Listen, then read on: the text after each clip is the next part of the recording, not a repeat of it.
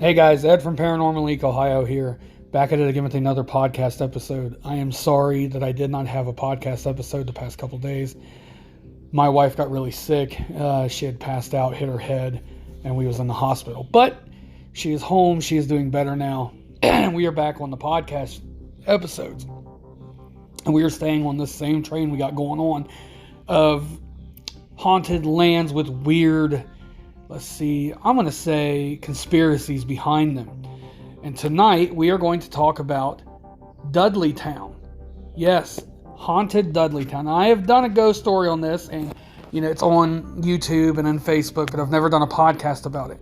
And I want to go in depth behind the curse of Dudleytown, which I could have did on the curse thing, but this is more like what we're doing with the haunted lands with like weird conspiracies and stuff surrounding that. So, I'm going to go ahead and read this as on my notes and my research that I've done through different people, how they've been, different investigators, so on and so forth, just like that. So, here we go. The Curse of Dudleytown. Welcome to Dudleytown. So, Dudleytown is another one of these places where a lot of conspiracies has happened, a lot of strange things have happened, and it's just something, I did the research on it before when I did these on YouTube and my ghost stories, and I was just like, it was amazing. So I wanted all you guys to hear it as well. So here we go. In the far reaches of northwestern Connecticut, in the shadows of the mountains and lost in the pages of time, rest the remains of a small village called Dudleytown. The homes of this once thriving community are long gone, but the land where the town once stood is far from empty.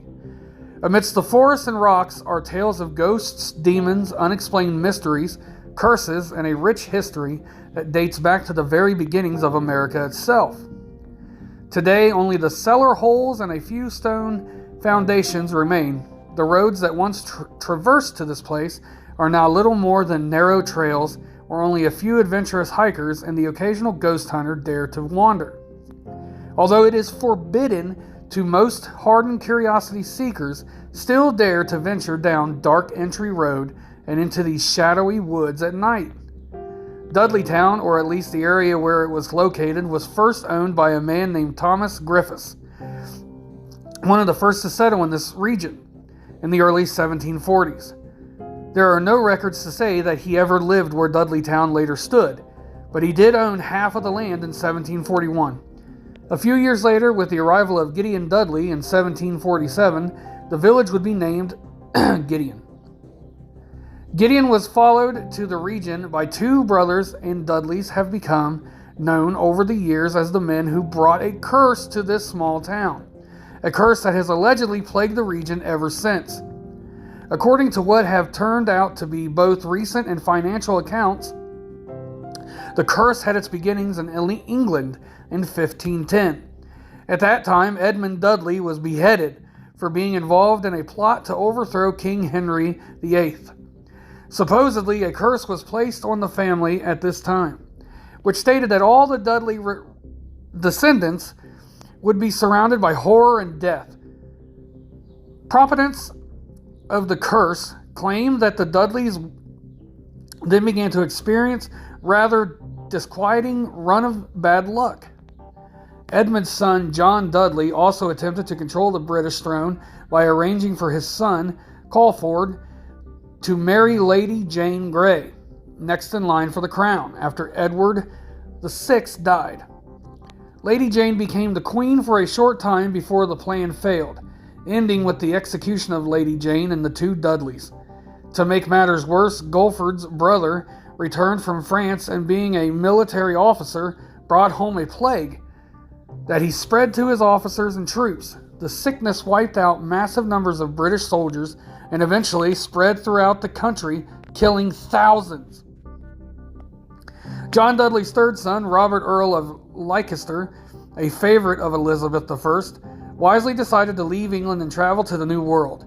It would be his somewhat luckier descendant, William, who would settle in Guilford, Connecticut. Three of William's descendants, Abiel, Barzali, and Gideon, would later buy a plot of land in Cornwall Township. While there, While there are undoubtedly some grim events that surrounded the Dudley family in England and France, questions have been raised as whether or not any curse really followed them to America. The question has been raised because in order for the curse to have been passed along to account for the haunting of Dudleytown, then William Dudley would have had to have been the son of Robert, Earl of Leicester. Which, guys, I'm probably destroying these names. You know how I am with names. And I mean no disrespect to anybody, but I just can't pronounce these names. But he wasn't. Robert Dudley had only 2 sons, and one of them died while still in childbirth. The other went to Italy, and while he had children, all of them remained in that country. I can't even read my own words. Again, you know how I am, guys. This means that there was no link between William, his sons who founded Dudleytown, and any so-called curse. But while we may have established the fact that Dudleytown was never cursed, this does not mean that it was not tainted in some other way. There are many places across the country where odd things happen and where the land does not seem quite right. Records indicate that the land around Dudleytown was once Mohawk Indian tribal grounds, but tell us little else before the coming, I can't read my words, guys, before the coming of the first. I'll tell you what, if you don't get a good show with the paranormal and the hauntings and all this other stuff, you guys have got to get a good show and a good laugh with the way I talk and read my own handwriting. It's got to be hilarious, because if I was an outsider listening in, I would be laughing until I'm crying. This region has gained a chilling reputation over the years. Could the weird stories and strange disappearances here be connected to the past of some way? Or are they nothing more than just coincidence and imagination? In the early 1740s, the mentioned Thomas Griffiths bought a parcel of land that would later be considered the first lot in Dudleytown. The land today looks much as it did when Griffiths first came here. It is covered in thick forest, and in the ground is strewn with rocks. The nearby mountains also heavily shadowed the area, so it receives little sunlight. The woods were later dubbed with the rather ominous name of Dark Entry Forest. In 1747, Gideon Dudley bought some land from Griffiths to start a small farm. By 1753, Gideon's 2 brothers, Brazali and Abiel Dudley, probably destroyed that name, from Guilford, Connecticut, also purchased land nearby. A few years later, a Martin Dudley from Massachusetts also moved to the area, but was from a different line of the family. He later married Gideon's daughter. One thing that should be mentioned was that Dudleytown was never an actual town. It was a more isolated part of Cornwall. The village rested in the middle of 3 large hills, which accounts for the recollections of it being nearly dark at noon time. The Cornwall Township was never a good area for farming, as is apparent by the rocks that were used to build the foundations and stone walls that still stand today. In spite of this, though, settlers began to trickle into the area. The Tanner family, the Jones, the Pattersons, the Dibbles, and the Porters all took up residence here. The community grew even larger after iron ore was discovered nearby, and farming began a secondary concern, however. There were never any stores, shops, schools, or churches in Dudleytown. Provisions had to be purchased in nearby towns, and when one died, a trip to Cornwall was necessary because in addition to there being no church in town, there was no cemetery either. The population of Dudleytown was never large, and according to an 1854 map, the peak number of families who lived there only reached 26. In spite of all these things, the town did thrive for a time. Dudleytown was noted for its timber, which was burned and used to make wood coal for the nearby Litchfield. Counting iron furnaces in Cornwall and other towns, the furnaces later moved closer to the railroads and the more industrial towns, and the lumber was no longer needed. Iron ore was used from the area at the time.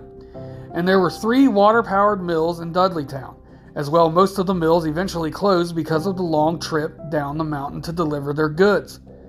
Despite the outward signs of prosperity, though, there were strange deaths and bizarre occurrences at Dudleytown. From the start, Some historians have attempted to downplay the unusual events in recent years. They will debunk the legends of the town by first stating now how few people there ever was there who lived here, and then will try to downplay the disappearances, cases of insanity, and weird deaths, as in such things happen all the time. And perhaps they do, but why so many unusual happenings in such an isolated area with so few people living in it? The number of deaths that have occurred here would not be such a high number in a larger town, but in this small community, one can't help but wonder what exactly was taking place. There are also, I believe, an inordinate number of people who went insane in this area, as well as people who simply vanished, that are in addition to those who were documented here. It's no wonder, bogus or not, that a story started about Dudleytown curse. 3 of the Dudleys moved out of the region and lived long and full lives, dying of natural causes, and forever diminishing any possibilities of a curse.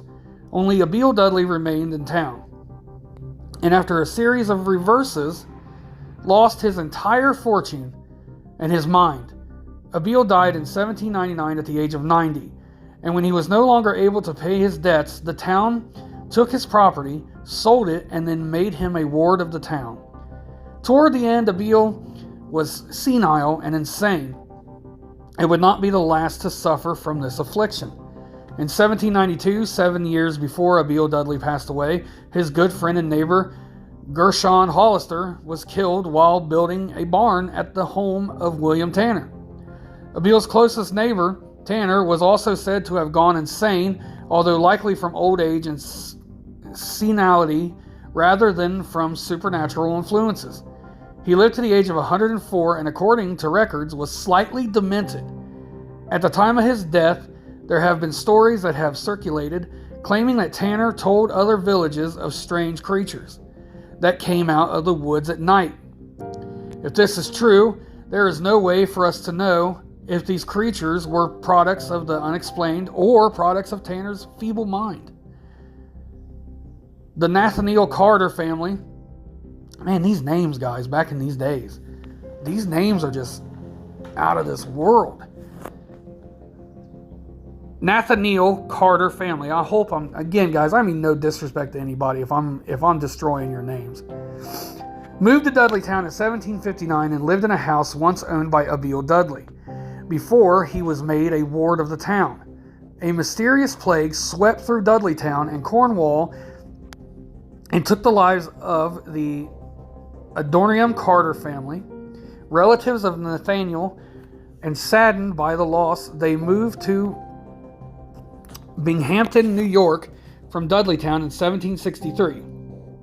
Those who believe in the curse say that the taint of Dudleytown followed after them, but their tragic fate was actually far too common during the early days of the frontier. The Carters moved to the Delaware wilderness in the heart of Indian Territory, and during an attack, Indians slaughtered Nathaniel, his wife, and an infant child.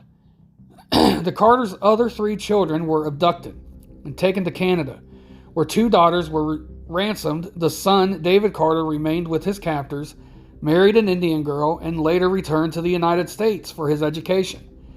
He went on to edit a newspaper and became a justice of the Supreme Court. Another bizarre tragedy affected one of the most famous residents of the region, General Herman Swift, who had served in the Revolutionary War under George Washington. In 1804, his wife Sarah Fay was struck by lightning while standing on the front porch of their home near Dudleytown. She was killed instantly. The general went insane and died soon after.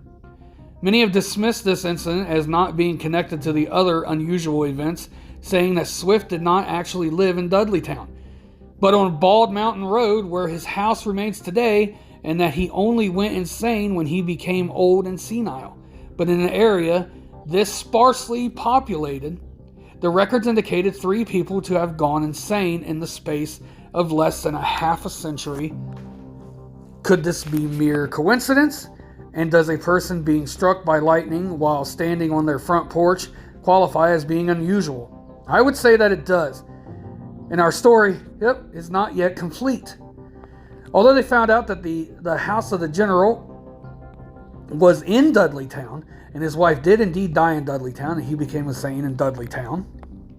Another famous personage allegedly connected to Dudleytown was Horace Greeley, the editor and founder of the New York Tribune. Or, so the stories of the curse go. In this case, the story deserves to be debunked. Greeley married a young woman named Mary Young Cheney, who the stories of the curse say was born in Dudleytown. In truth, Mary was born and raised in nearby Litchfield, not far away from Dudleytown. She left the area as early as 1833 and went to live in the vegetarian boarding house that was owned by Dr. Graham of Graham Cracker fame, and became involved in the popular wellness movement of the time. While there, she met and later married Horace Greeley. In 1872, Greeley ran for president against Ulysses S. Grant and lost the election. A short time before it, Mary suffered from an attack of lung disease and died. Her death occurred in New York City with her husband and two daughters, Ida and Gabrielle, in attendance. She was buried in Greenwood Cemetery. The legends claim that she committed suicide, sorry guys, but this was not the case. Greeley himself died 1 month later, and the electoral votes that he received in the election were distributed to minor candidates. After the Civil War, Dudleytown began to die, and many of the villagers simply packed up and moved away. The demise of the town itself is hardly surprising. Whether you believe in the curse or not, its geographical location was foolhardy at best. Surrounded by hills at elevations of more than 1,500 feet, there was little chance that a good crop would ever grow and sustain life in the village. The winters were harsh here, and even the hardy apple trees were stunned. From months of cold, as mentioned already, the soil was rocky and the area was plagued by almost too much water. It pooled into tepid swamps and seeped into the earth, creating a damp morass. But even if you overlook the idea of the curse and admit that the location of the town must have had a hand in its undoing, the sheer number of unusual deaths, leaving out that Mary Greeley and mental conditions as such an isolated area, more than suggests that something out of the ordinary is occurring in the little town. And no matter how hard the debunkers try to disregard the next mysterious event to occur in Dudleytown, their efforts will always fall short. This event occurred in 1901, at the time when the population of Dudleytown had dwindled away to almost nothing. One of the last residents of the town was a man named John Patrick Brophy. Tragedy visited swiftly and in several blows. First, his wife died of consumption, which was not uncommon in those days, and there was nothing strange about her ailment, as she had been suffering from it for years. This did not lessen Brophy's grief, however, but he was soon further stricken when his two children vanished into the forest just a short time after the funeral. And while their disappearance could have been voluntary, they had been accused of stealing sleigh blankets, a minor offense. There is nothing to indicate that it was. I apologize, guys. They vanished and were never found again. Shortly after, the Brophy's house burned to the ground in an unexplained fire, and not long after, Brophy himself vanished into the forest, and he was never seen again. By the early 1900s, Dudleytown was completely deserted. The remaining homes began to fall into disrepair and ruin, and soon the forest began to reclaim the village that had been carved out of it. But there was still one other death, that prominence of the curse have connected to Dudleytown. And while the curse may be unlikely, it does mark one additional case of insanity for an isolated region that was already riddled with them. Around 1900, Dr. William Clark came to Cornwall and fell in love with the forest and the quiet country life. Clark had been born in 1877 and grew up on a farm in Tenafly, New Jersey. He later became a professor of surgery and taught at Columbia College of Physicians and Surgeons. As well as earning a reputation as the leading cancer specialist in New York, he purchased 1,000 acres of land in the wilds of Connecticut, which included Dudleytown, and began construction of a summer and vacation home here. Over the next number of years, he and his wife Harriet Bank Clark visited the house on weekends. And during the summer until it was completed, after that, it became mostly a holiday house for short trips in the summer for Thanksgiving together. They maintained an idyllic second life near Dudleytown until 1918. One summer weekend, Dr. Clark was called away to New York on an emergency. His wife stayed behind, and according to the story, he returned 36 hours later to find that she had gone insane, just as a number of previous residents of the village had done. The story also claims that she told of strange creatures that came out of the forest and attacked her. She committed suicide soon after. But how much truth is there to this tale? Perhaps more than some would like to believe. It has been recorded that for several years before her suicide, Mrs. Clark suffered from a chronic illness. There is nothing to indicate what this ailment might have been or whether it was a physically or mental one. I think that it's safe to say, though, that mentally stable individuals do not ordinarily take their own lives. As far as whether or not she saw strange creatures in the woods, we will never really know for sure. But even if we disregard this, we still have one more suicide that occurred to a resident of the nearly non-existent village of Dudleytown. While undoubtedly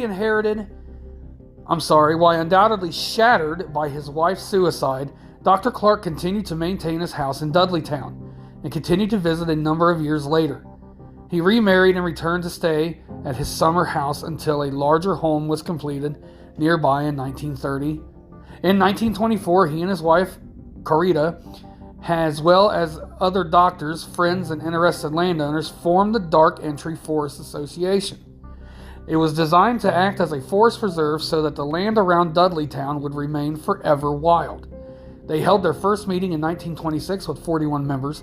Dr. Clark died in Cornwall Bridge in February 1943, and Carita passed away 5 years later. A number of their children and family members still reside in the area.